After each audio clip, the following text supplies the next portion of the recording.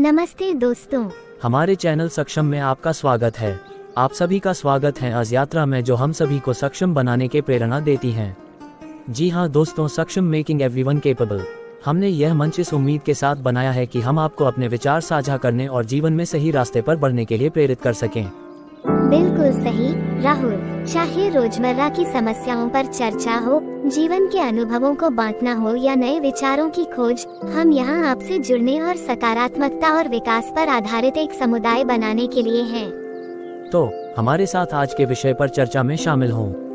चलिए शुरू करते हैं। राहुल, मैं हाल ही में एक HR सम्मेलन में गई थी।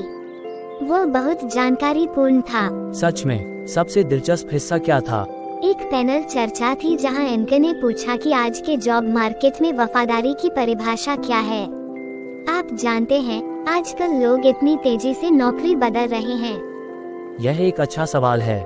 उन्होंने क्या कहा? एक पैनलिस्ट ने कहा कि जो कर्मचारी कंपनी के साथ 5 साल तक रहते हैं और अपना पूरा योगदान देते हैं, उन्हें वफादार माना जाता है। इस जवाब ने मुझे बहुत सोचने पर मजबूर कर दिया। 5 साल? हाँ, तो जो लोग कंपनी के साथ बहुत लंबे समय से हैं, उनकी वफादारी का क्या? Does their loyalty mean less? बिल्कुल, इसने मुझे सोचने पर मजबूर कर दिया कि क्या वफादारी की परिभाषा बदल गई है।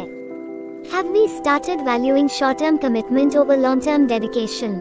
You know, it seems like the concept of loyalty is being redefined based on convenience.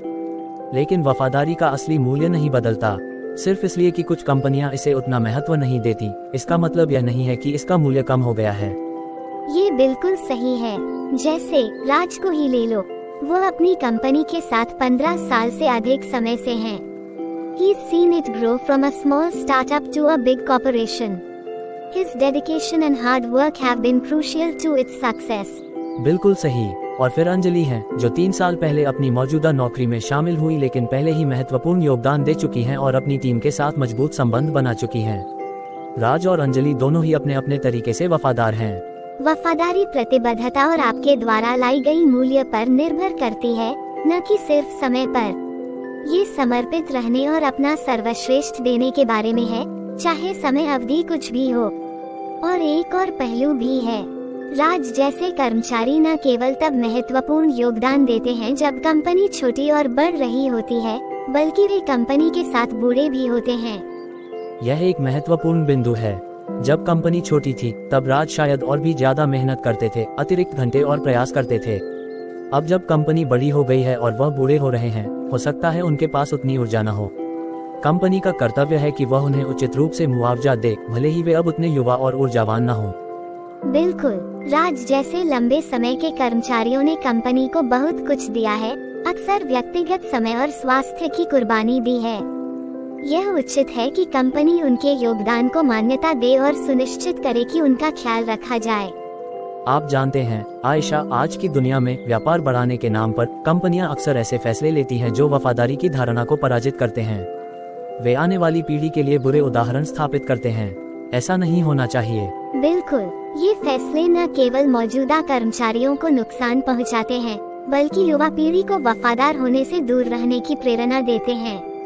कंपनियों को ये समझना जरूरी है कि वफादारी को बढ़ावा देना लंबे समय में फायदेमंद है। ये दिलचस्प है कि हमारे दृष्टिकोण कैसे बदलते हैं, लेकिन मूल मूल्य वही रहते हैं। तो आप क्या सोचते हैं, हमारे दर्शक क्या कहेंगे? अच्छा सवाल। आप सभी क्या सोचते हैं? क्या वफादारी की परिभाषा बदल गई है या इसे बस अलग तरह से देखा जा रहा है? हमें आपके विचार सुनना अच्छा लगेगा। नीचे अपने कमेंट्स में बताएं। और अगर आपको हमारी बातचीत दिलचस्प लगी तो इस वीडियो को लाइक और अपने दोस्तों के साथ शेयर करना न भूलें। आपके विचार किसी को अधिक सशक्त जीवन जीने के लिए प्रेरित कर सकते हैं। आज हमारे साथ जुड़ने के लिए धन्यवाद। अगली बार तक दोस्तों, ख्याल रखना और कमेंट्स में जरूर बताइएगा कि आपने अपने आप को राज से रिलेट किया या फिर अंजलि से। अपने विचार जरूर शेयर करें।